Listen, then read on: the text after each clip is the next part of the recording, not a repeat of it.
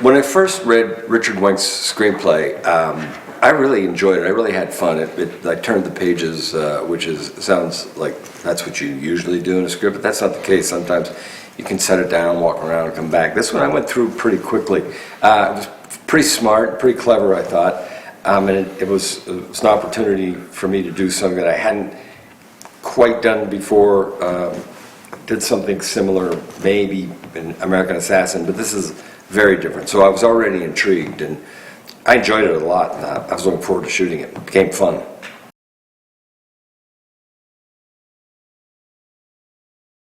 It's hard to describe Rembrandt. He's a mysterious kind of character. What you see isn't always what you get, and then it turns out it's exactly what you get. He's intelligent and realistic in that he totally understands and accepts the world in which he lives, which is, you know, in this picture, dangerous world. He lives among other assassins, and it was really fun to play. He's very physical, but he only is physical if he absolutely has to be. He just happens to be pretty good at it.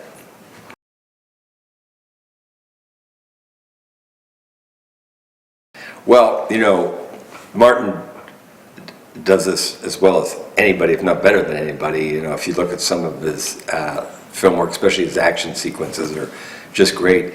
And he might be the most organized director I've ever worked with. I've never seen anybody this specifically organized and very clear about what he's shooting, how he's shooting it, why he's shooting it.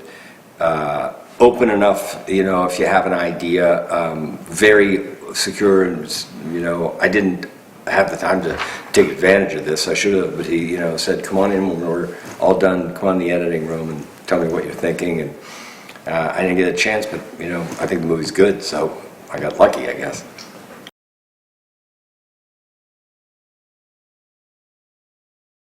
Well, Maggie Q is something to watch in this movie, man. I mean, she's, you know, she's very pretty and has these scenes where she's quite feminine, and then she just beats the shit out of a bunch of guys, and it's really fun to watch. I think little young girls are going to enjoy this a lot, and it's fun. The action is fun, and she's so good at it. And you know, you can learn a lot if you've never. If I haven't done a ton of movies like this. I mean, I was lucky to do well over half my stunts in there, which is always fun because when you're a little kid, this is what you want to do. But there was just stuff that there are stunt doubles who are just better than I am at doing it, and I'd be a fool not to let them shoot some of those shots better than I can. But so there's always something to learn when you're doing stunt work, and it's different for almost every movie where I've had to do stunts. The coordinators all seem to be different, how they approach things.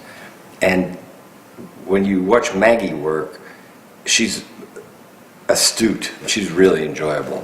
The stuff between her and Sam Jackson is really fun.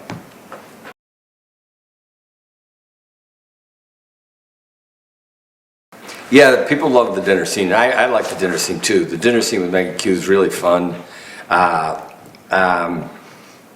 It's old-fashioned in the best sense of the word, but also original. And this is where Richard Wenck, I thought the screenwriter really did a really good job. And you know, it's a little bit of a timeout in the movie, very short one from the action, and it comes at the right time. And I think Maggie plays it great. And this is an opportunity for me to, you know, if you can find an opportunity to be a little bit funny, it's always, you know, welcome. So it's fairly, you know, it's a witty exchange and dangerous at the same time. And most people see it, think it's a very sexy scene, and it's great. You know, you don't see these kind of scenes a lot in movies. The thing about this movie, it's a real movie. It's like a big leap of. There's a movie believability in it, you know, and it's enjoyable for that reason. There's things that happen that aren't going to happen in the average person's life. And that's why the average person, like you and I, like to go see these things. So, yeah, she's great. I can't say enough about her. And Sam is always great, you know. Tus tráilers, visita mi canal. Well, I'll talk about the stunt work in general because I thought it was so impressive. I'd never worked with these guys before. I think all of them were European. And as I was saying before, everybody, all the stunt coordinators I've worked with have their own approach to things. And these guys were really fun. And let's be honest, there's a lot of stuff that there's no way I'm going to look as good as my double or anybody else who does this for a living. So for me, you know, getting to do well over 50% of them, you know, this point in my life was really fun and hard. So, you know, unfortunately, instead of living a life where you can just eat some pasta every night and sit around and watch television, you're going to have to cut that back when you read one of these scripts, and part of you goes, "Ooh, this would be fun. This would be fun. I haven't done this." And, you know, you're that little kid in you still wants to try to do all these things, and you know, actually do as many stunts as you can. And the other part of you thinks, "Oh man, that means I'm going to have to watch how I live and get back in shape again." It was fun, and those guys were terrific. And when I saw the movie, I thought it was seamless from when it was me to when it was them, to my double, and the choreography, and I'm using that word because a friend of mine who saw the movie with me and saw me when we were rehearsing all the stunt scenes used the word choreography because they were really intricate stunt scenes where you know, unless you are a guy, and that's what you do, like the great action guys, you know, who they have this down because they're living a life of doing it all the time. I do all kinds of movies. And so, but it was an interesting experience to have to really learn literally the choreography of it, and it was fun. It was really challenging. I found it hard just to, you know, through the rehearsal for it. You think you're in good shape, and you go home after the first night, and you go, "Man, I'm really sore," and then you know you start to get used to it. And but the difficult part of it, more than anything, besides just physically, you know, getting thrown around and you know, trying to be good at looking like you can actually beat these guys up when you know that's not the case. It was the most difficult part of it probably was really learning the choreography, which was really detailed.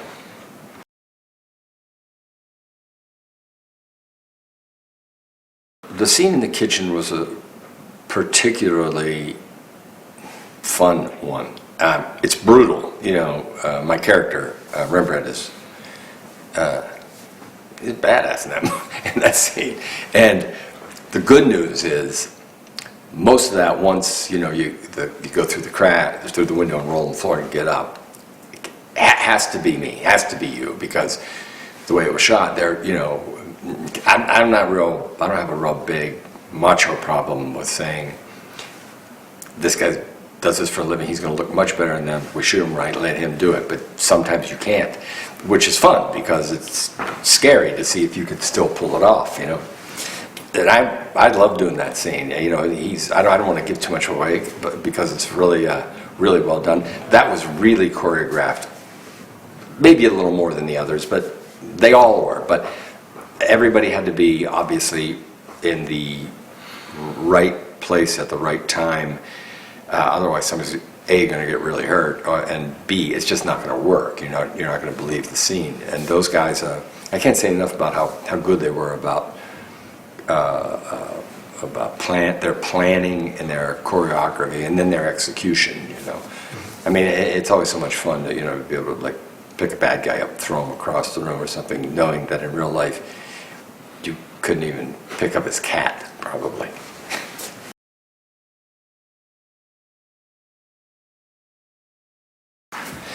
Yeah, that was one of the nice things about this script that Richard Wenk wrote was this relationship is a complex one. It evolves. So what happens is at first it's just a job, and it looks like I'm just going to show up and I've got this well in hand because Rembrandt's done this kind of thing a lot. Basically gets hired to come in and be the cleanup man and do whatever he has to do to make sure the job gets done. So he realizes real early, because he's very intelligent and his instincts are really good, when he sees some of the damage she's done, he thinks to himself, oh, this is going to be harder for everybody than they thought. Because they kind of think, this will be easy, we'll just take her out. And I realize, they don't realize who they're dealing with.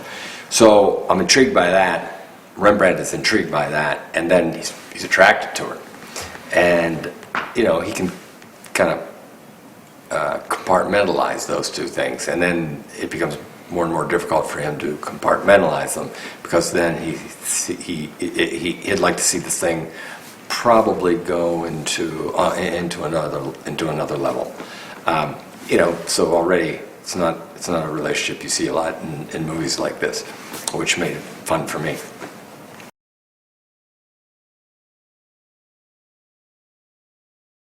Well, it was fun. It was hard. Most movies, you know, if you're trying to make them as best you can, are hard, and you know, you don't want to phone it in. So when I say it's hard, it's not hard like working in a coal mine, but it was hard physically because it's not the kind of thing, as I said, it's not the kind of movie that I make. I make all kinds of movies. I make movies where I play anything but this kind of guy.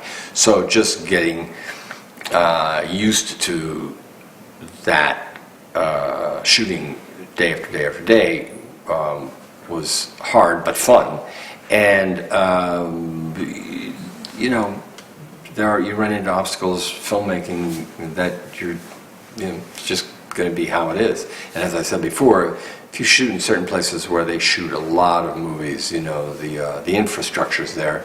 And when you shoot in places where there's not as much movie making infrastructure, and then when you add Martin Campbell to the mix, I mean, Martin Campbell just knows how to do this stuff. He's just got this down, and that makes it easier on you.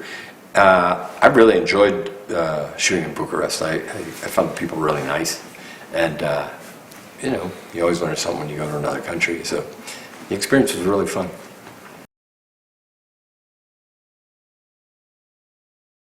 Tus trailers, visita mi canal.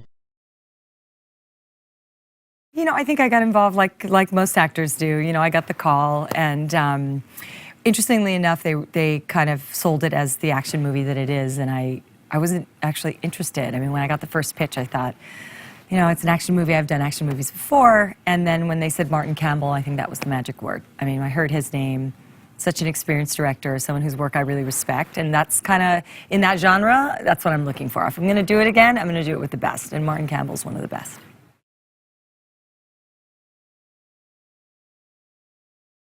She's a woman with extreme trauma who's sort of was taken in by someone who raised her. She lost her family, and she's sort of trying to cope and deal with her loss throughout the film. So she's, you know, she's making the best of it and really, you know, trying to make it through.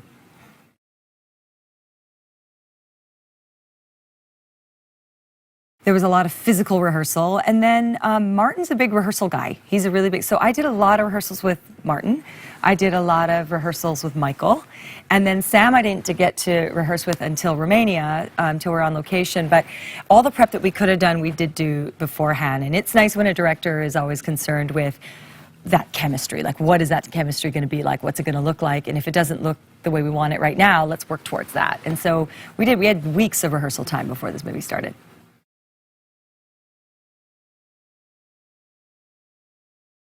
I think that the movie in its totality was a challenge for me. I mean, everything, it's sort of like the culmination of everything I've already done in my career, but not at this level, right? So the heightened emotion, the heightened action, you know, all of the complex relationships, you know, the smart romance that kind of goes on in it. There's nothing worse than me than a kind of a dumbed down connection between two people. Like, I want to see really that sort of fireworks chemistry that comes from real intelligence, from two people who are playing a game. That to me is very interesting on screen. And so that this movie definitely had.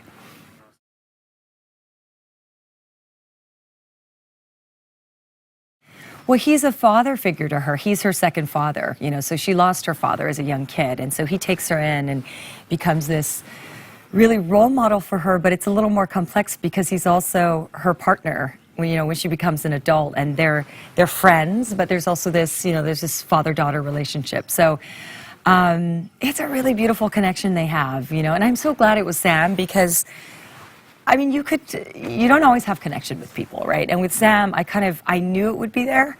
And then when we met, it was kind of immediate that we did have this this connection in that way.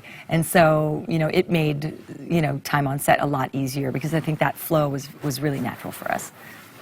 Michael Keaton is a legend. He really is. And what I loved about their chemistry in this movie is that, I mean, it wasn't physical.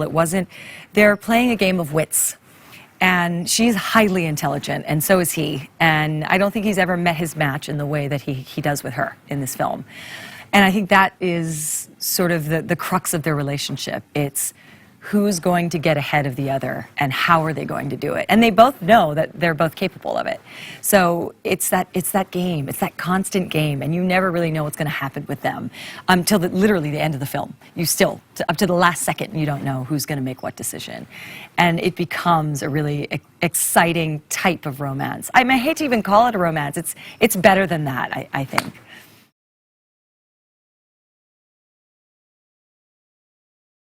You know, Martin is known for his tentpole movies, these big action, you know, especially the Bonds, right? The Bonds really put him on a map in a very different way. I mean, I remember watching Casino Royale and thinking, that's the greatest opening of a film I have ever seen. Like, and being a film person, just knowing that they pulled that off, which is, to me, I mean, you can't even wrap your head around it.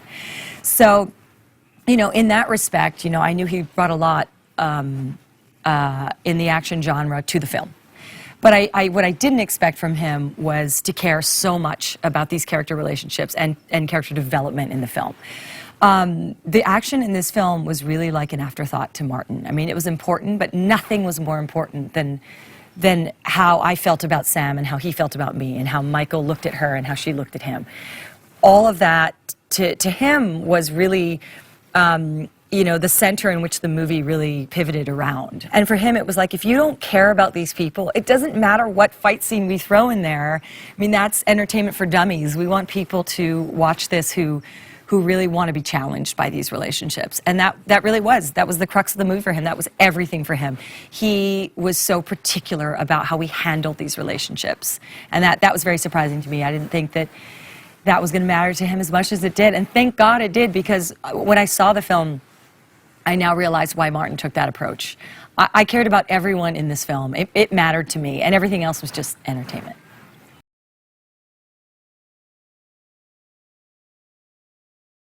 Yeah, I mean, I think that, like, in particular, the relationship between myself and Samuel Jackson's character, he is her mentor, but when you see the friendship, there's something really, it's such a beautiful trigger when you see them together, because it's a nice balance, right? You have someone she looks up to, someone she respects, someone who essentially raised her, but you also have someone that she's so comfortable with that she's an open book to. And that, I don't think, would have happened for her if it wasn't him in her life. So he did that for her, you know, without him, and she says it in the movie, you know, she doesn't know what she would have become without his guidance and love and friendship. And then weirdly with Michael Keaton's character, it's sort of a version of, you know, I mean, her daddy issues. She certainly looks to these older men, and there's this mentorship that goes on no matter what, you know. She's got it with the character who raised her, and she's got it with the character who's pursuing her. And it's obviously a very different vibe, but it's still essentially the same thing.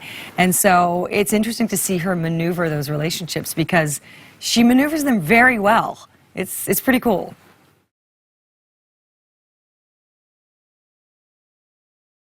I didn't expect this movie to be as funny as it is. I mean, you have Michael, who's a brilliant comedic actor, Sam as well.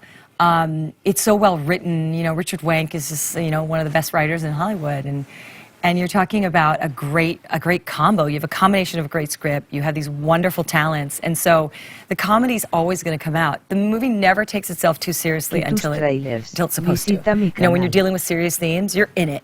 but when you're having a light moment, you're also in it. And that's very hard to do. You know, those transitions are hard to do, but it happens organically in this movie, and I think that's what excites me the most about it, is that you're going to have all these experiences within it, and they're all going to feel authentic. First of all, I mean, as an entertainer, you want people to have fun, for sure. You want them to be wowed. I mean, we do some really great action in this movie, so there's that side of it. But at the same time, these relationships, I really want people to love these relationships because they are very unique in their approach. And I really haven't seen a film with these types of relationships in it in a really long time. I don't know, ever.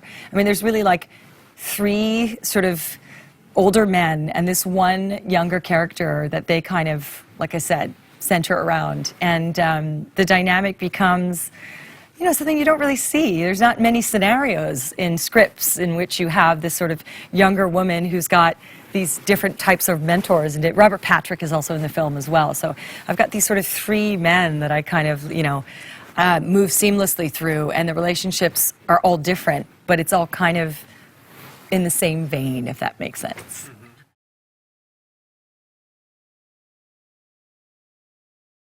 So the asset is about a girl named Anna. I mean, it used to be called Anna, the script. And, you know, it's about her loss as a child and where she moves as a kid into adulthood, who she partners up with, and what her life becomes later. And it is wild. It is a wild ride. Where she comes from and where she's going, but it's also about like these relationships, these great relationships, but also like just kind of confronting her past, which really kind of like comes around in a big circle. And I think all of our lives do eventually, but with this girl, she really gets her life really kind of smacks her in the face, and she can't hide from it anymore. So it's really about her going back and exploring what that is and what she has to face because of it. But within that, it is a ride. I mean, you've got great, sexy dynamics, relationships. There's a lot of humor in the script, but there's some really pretty heavy themes that do make you think and do, you know, allow you a real emotional experience. I mean, I cried when I watched this film. I really did, because her journey it's harrowing and it's sad, but, you know, you want her to come out. You do. You want her to get out of, you know, the situation she's in, and you know, you'll see if she does or she doesn't, I guess.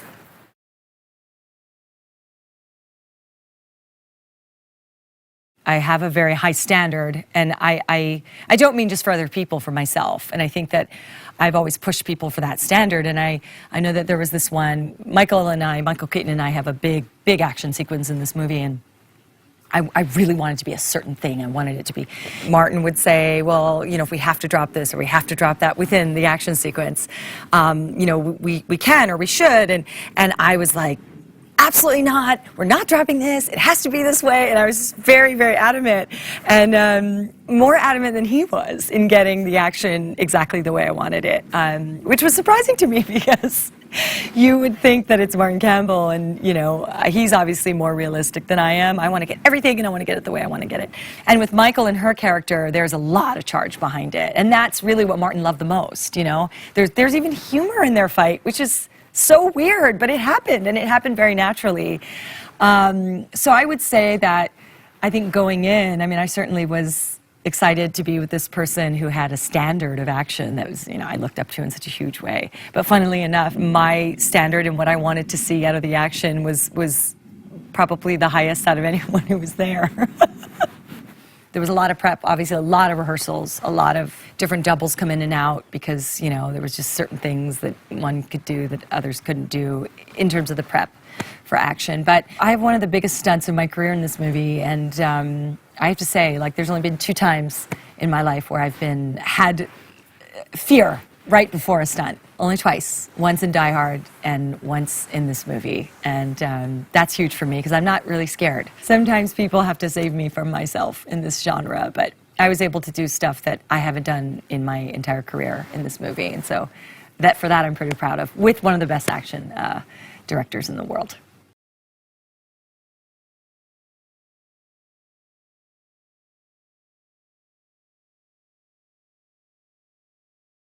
I've been here 2 months looking for locations. Our crew has been here for probably the same time. The film is mainly set in Vietnam. There's a little bit in London. I think we're shooting 2 days in London, but the rest of it is Vietnam. So all the locations are supposed to be in Vietnam. Now, Vietnam, particularly Saigon, has French architecture, of course, because it was very much a French colony for so many years, and of course your architecture, I think they call it Little Paris, don't they? Isn't it what they once called it? So there's a lot of French architecture here. So all our interiors for Vietnam are being done here. But now we're going to go to Thailand, because there are certain things that Thailand gives us that Vietnam can't give us. So we're going to Thailand to shoot really about a week, I think, over there for the exteriors. But as I said, all the interiors are being done here. We have a great production designer who is going to make it all look like Vietnam. But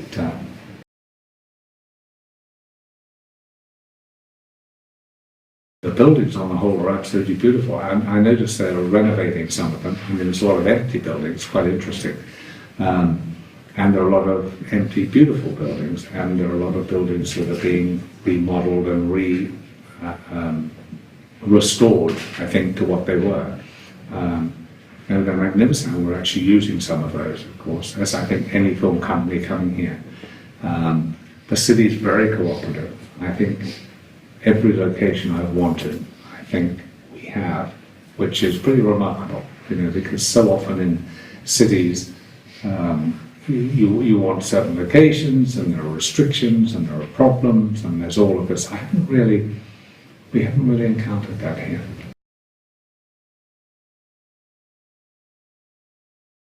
Well, we chose the actors because they're damn good. That's why.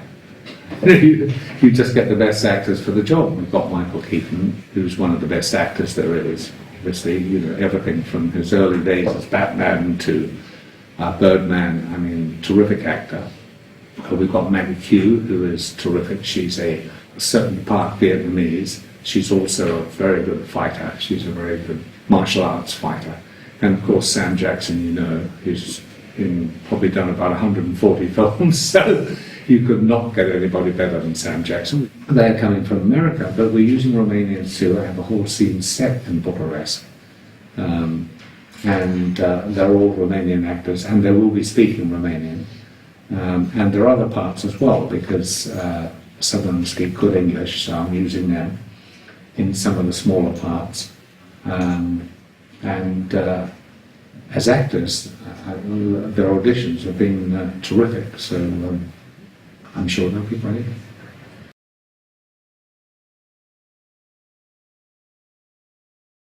I don't know what everything is with superheroes now. We're all used to it, franchises, and they're okay. I mean, they're very successful. They do big business and so forth. But if you look at a film like the last Mission Impossible, it's a terrific film. It's a great film. The action is fantastic. It's imaginative. That for me is what a real action film is all about. And that's what Bond's about. Bond's an action film. That's what it is. And there's a lot of great action in it. And it doesn't necessarily rely on CGI and great CGI effects and so forth. So for me, those kind of movies for me are and will always be the best action films.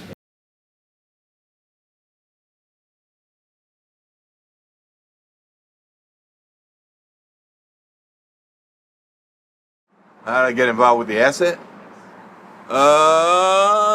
Not really sure. The usual processes, I don't think were at play, but I know Michael Keaton and I have the same agent.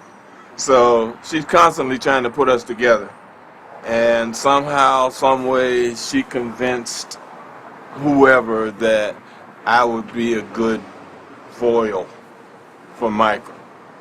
And it's like most pictures that she arranges for me and Michael, we never see each other anyway.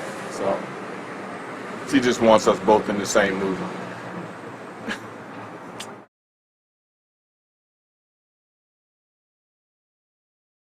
Well, it's always, scripts about women who kind of take on this crazy, dark, murderous world always seemed to a particular appeal, for people. And ever since I did Long Kiss Goodnight, I've always thought that women who kick ass are like great, and I like to watch it.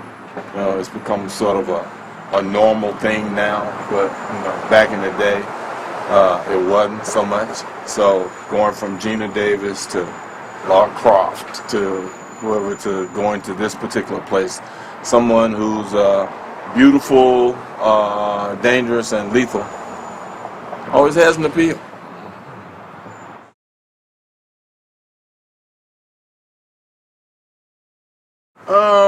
Wow. I think Moody was in the dark world for a while. So when the Vietnam War was going on, he was over there. So I think Moody was a spook in Vietnam, running around doing undercover ops and all this other stuff. So when he discovers her, as part of one of those kind of ops, and he realizes, well, it's hard not to realize, that, okay, this is a different kind of child, it's a different kind of person. Some way, somehow, he pulls her into his, world. Even though she was already in it, she had a capacity for doing, these violent things without even knowing she had the capacity. So he nurtured that part of her, but he also sent her to these great schools and took care of her. Becomes essentially a father figure for her, even in the midst of all the stuff, bad stuff that goes on. And their relationship is pretty solid. He doesn't stay around her very much. He only, sees her when he needs her. Just kind of a cold thing, but it works. Works for them. Works in their world. So he's that guy. He's not necessarily a fixer, but he's a get it done guy. When he discovers her, he knows he's discovered, someone who's special. Somehow, some way, the coldness of who he is or his gamesmanship allows him to pull her in and take care of her and develop her as an asset, as a smart girl and as a killer.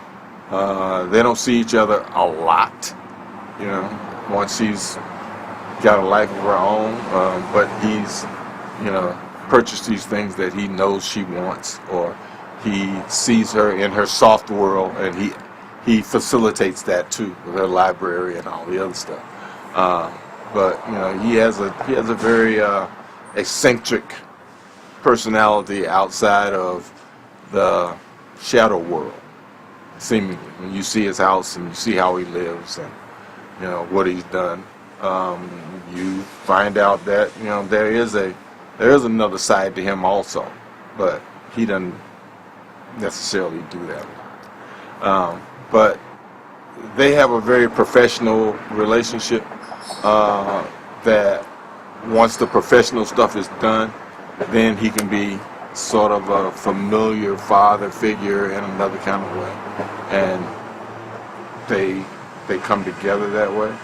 He very seldom gives her that soft side, but when he does, he gives it to her, and he is concerned about her, and he has figured out a way to make sure she'll be comfortable when he's not around.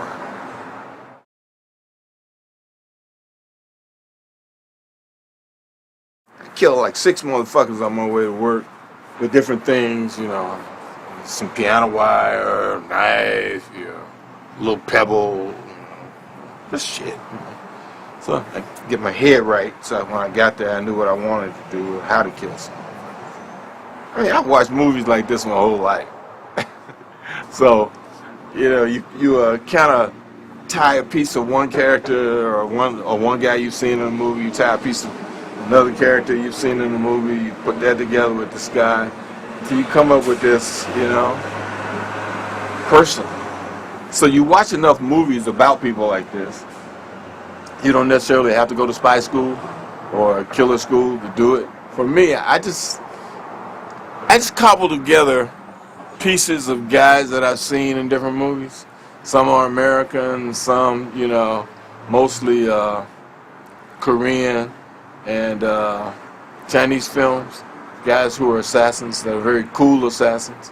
When you want to talk about old assassins, then you start dealing with, you know, the older British guys who were, you know, undercover and doing stuff like that. So you cobble together pieces of them and create a whole person from that.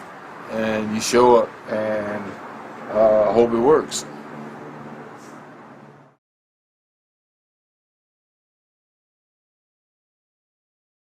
Martin is kind of he likes the mechanics of what's going on, and he works very hard at making sure that the mechanical aspects of what are happening in a scene are kind of perfect, so that when you move the camera from here to there, the emotional arc of what we're doing fits kind of perfectly in the frame.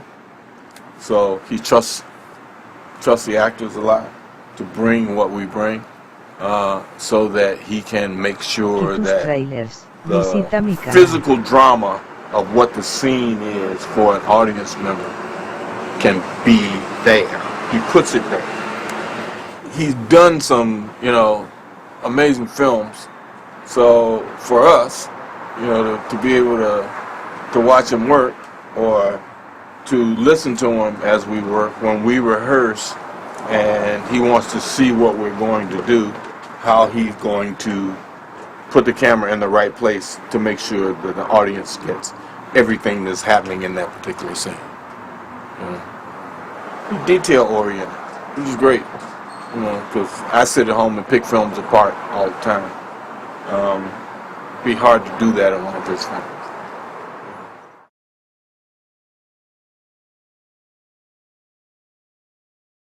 I never see Michael in the movies we're in together. I think we've only done one movie where we actually physically talk to each other, or we're in the same frame. One of those times when he shot my ass and I fell down on the floor and he's looking at me. But Maggie was amazing. You know, I watched her enough on television, you know, on the series, to see her attack, you know, all the things she had to do. I mean, among the physical things she had to do, she also had all this psychological baggage she had to carry around, which was amazing to watch. Robert Patrick, man, that was so funny, because the day I came to work and he was there, and I was like, it's Robert Patrick. You know, like I say, you know, there are actors that you watched that you've always said to yourself, what would I do in a situation like this with that particular actor? And I watched Robert for so long, and it was a joyous occasion to walk up on the set and see him that day. I mean, he greeted me like he'd known me forever, you know, and I pretty much felt the same way. I've watched him work, I've enjoyed it, and now I have, you know, my Robert Patrick moment where I can sit and say, wow, I was in the scene with Robert Patrick. I worked with Robert Patrick. Awesome.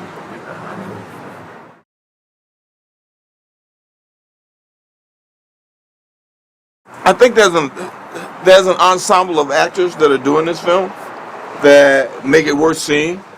I can't say that, you know, it's something you've never seen before, because it is, but it's being done by some pretty interesting people, you know, and there are some surprising twists, I think, but as entertainment goes, it doesn't get any better than this. That's why we go to the movies, to be entertained. I do. And there's some wonderful things that happen. There's some wonderful performances.